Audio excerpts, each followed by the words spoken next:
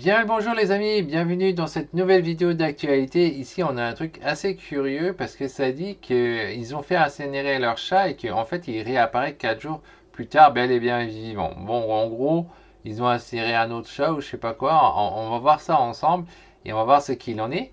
Avant ça, ce que j'ai à vous proposer, c'est de participer à la conservation. On commence à vous intéresser un peu aussi aux serpents, hein, parce que moi j'avais fait une série de vidéos sur les serpents et vous pouvez l'avoir gratuitement pour pouvoir un peu connaître des bases sur comment élever en milieu contrôlé un serpent. De plus, vous avez une liste de serpents avec lesquels débuter et vous avez aussi 4 livres qui sont donnés. Un livre sur les colibridés, un sur les vipiridés, les élapidés et enfin un livre sur les pythonidés. Donc là, pour ceux qui s'intéressent juste simplement génériquement, s'intéresser aux différents genres de serpents qui veulent un peu y savoir, vous avez ces 4 livres qui vous sont donnés gratuitement. Donc c'est en description, il suffit de cliquer sur le lien et après vous laissez votre email en échange de tous les cadeaux qui sont offerts. C'est gratuit, donc profitez-en. Sur ce, on va passer à l'article. Qu'est-ce que ça dit? Ils font incinérer leur chat. Il réapparaît 4 jours plus tard, bel et bien vivant. En vacances en Turquie, une famille britannique a connu un ascenseur émotionnel assez original. Leur chat est réapparu quelques jours après avoir été incinéré. Quand vous partez en vacances et que vous avez des animaux de compagnie, vous pouvez parfois compter sur l'aide de vos voisins pour qu'ils s'en occupent pendant votre absence. Michiknak, son mari et les 4 enfants étaient en vacances en Turquie. Alors que ça s'amorce leur seconde semaine de vacances, ils reçoivent un désagréable nouvelle de la part de leurs voisins dans le Yorkshire du New York. Ils leur annoncent que leur chat, Ted, a été retrouvé noyé dans les temps de sa propriété. Ouais, d'accord.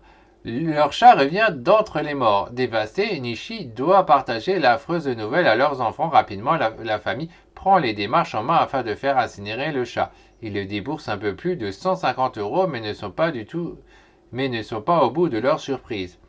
4 jours après la crémation, la gardienne qui s'occupe du chat des voisins lui téléphone pour lui annoncer une nouvelle surprenante. Leur chat Ted vient de passer sa tête à travers la trappe de la chatière. Nishi n'en croit pas ses oreilles et fait basculer la conservation en vidéo pour apercevoir son chat en chair et en os. C'était bel et bien Ted. Forcément, Nishi s'est rapidement demandé quel était le chat qu'ils avaient fait incinérer. Visiblement, la dépouille du félin n'a même pas été réclamée, laissant penser qu'il s'agissait d'un chat errant.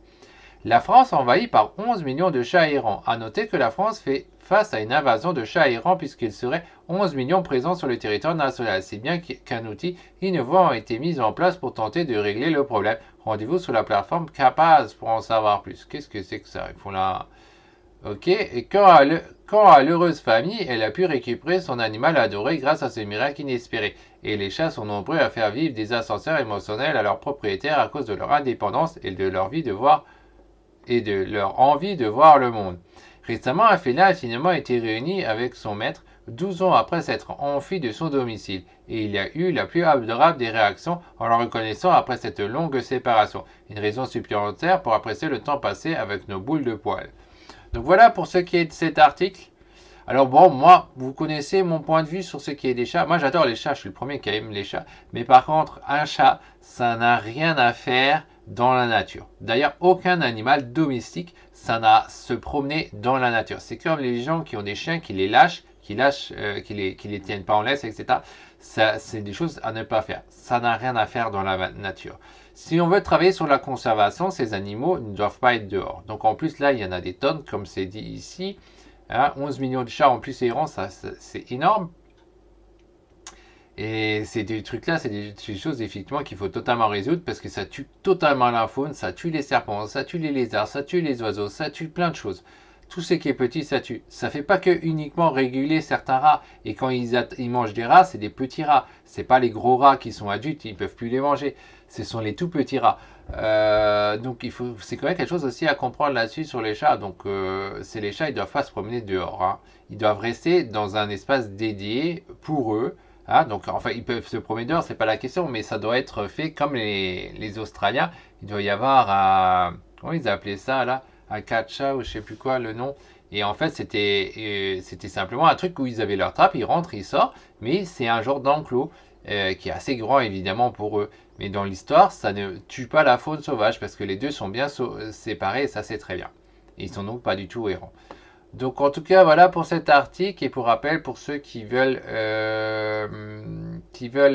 aider à la conservation des serpents, bah, vous pouvez trouver le lien en description ou simplement si vous voulez lire les 4 livres parce que ça vous intéresse d'en savoir plus sur les différents genres de serpents, et ben vous pouvez avoir tout cela gratuitement.